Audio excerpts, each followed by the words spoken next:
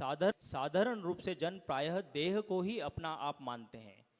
ऐसे मनुष्यों के कर्म राग द्वेष और वैर विरोध से हुआ करते हैं। परंतु जो जन, अब क्या होता है कि जो साधारण लोग होते हैं वो कर्म कैसे करते हैं?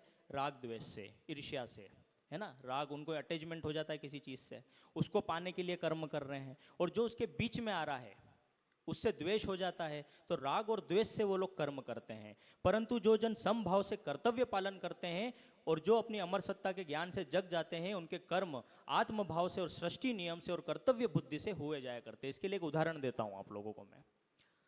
दो डॉक्टर की कल्पना करो आप, दोनों डॉक्टर हैं, साथ में पढ़ाई करी है, अच्छे से दोनों ने पढ़ाई करी। एक व्यक्ति पढ़ाई कर रहा है कि एक दिन डॉक्टर बन जाऊंगा, बहुत पैसा कमाऊंगा, मस्त मेरे पास गाड़ियाँ वाड़ियाँ रहेगी और मज़ा आएगा। एक व्यक्ति तो ये सोच के कर रहा है। और दूसरा व्यक्ति पढ़ाई कर रहा है कि मैं लोगों का इलाज करूंगा, मुझे इलाज करने में मज़ा आ रहा है, वो इसीलिए पढ़ाई कर रहा है ना। एक कर्तव्य बुद्धि से कर रहा है और दूसरा किससे कर रहा है कि मेरे को पैसे कमाना है, बहुत बड़ा डॉक्टर बनना है। दोनों के अपने क्लिनिक खुलेंगे।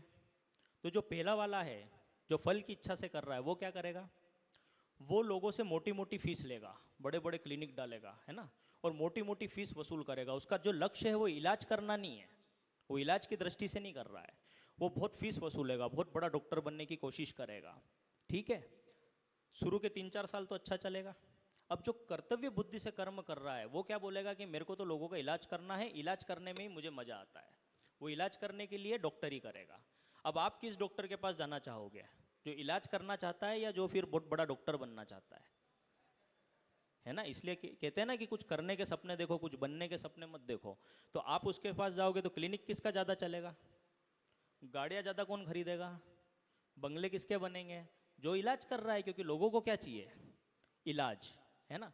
और जो फल के चक्कर में पड़ा हुआ उसका क्लिनिक थोड़े दिन में ठप हो जाएगा, अरे डॉक्टर तो लूटता है, अरे तो बहुत तो ऐसा है वैसा है। तो इसमें यही बताने की कोशिश कर रहे हैं कि वो समबुद्धि से, कर्तव्य बुद्धि से काम करने की कोशिश करता है।